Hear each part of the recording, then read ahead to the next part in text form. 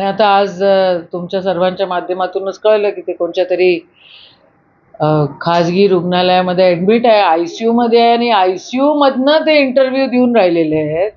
म्हणजे आता ही चीड येण्यासारखी गोष्ट नाही आहेत का? विड्रॉलच्या दिवशी आमची त्यांची पहिल्यांदा भेट झाली.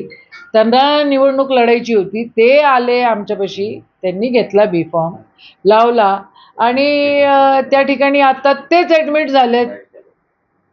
म्हणजे घोडबाजारे काय आहे हा कारभार? कोट्यवधी रुपयाचा याच्यामध्ये व्यवहार झालेला आहे असंही आम्हाला कळतंय. आणि जर इतका कोट्यवधी रुपयांचा जर व्यवहार होतो आणि एवढे कॅश जर इकडची तिकडे आणि तिकडची इकडे होते, तर आदरणीय देवेंद्रजी काय करतायत? काँग्रेसची नेमकी काय भूमिका राहणार आहे? प्रदेश अध्यक्ष जसं सांगतील तसं आम्ही करू. वंचितला पाठिंबा देण्याची जे प्रदेश अध्यक्ष सांगतील तसं आम्ही करू.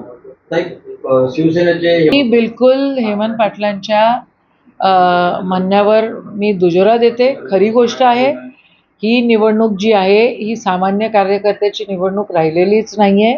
या निवडणुकीमध्ये काय घोडेबाजार होतो आहे आणि कशा प्रकारे हे लोक करप्शन करतायत, कशा प्रकारे करप्ट सगळी सिस्टम करतायत हे आपण बघतोय.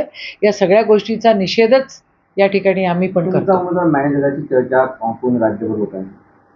हो, तर ICU मधनं जर तो इंटरव्ह्यू देत असेल भाऊ, तर काय आपण बोलावं याच्यावर? तो मॅनेज झाल्यासारखाच आहे ना. 15-20 कोटी रुपये त्यांना घेतले म्हणतात. मी तेच बोलले की 15-20 कोटी रुपये त्यांनी घेतले. एवढी कॅश आणि एवढा व्यवहार जर हवा होतोय, तर मग होम मिनिस्ट्री करते तरी काय आहे? नागपुरातच ऍडमिट आहे म्हणते तो, आणि नागपुरातून तो ICU मधनं इंटरव्ह्यू देऊन राहिला म्हणते. चीड येते या सगळ्या गोष्टीची आम्हाला पण.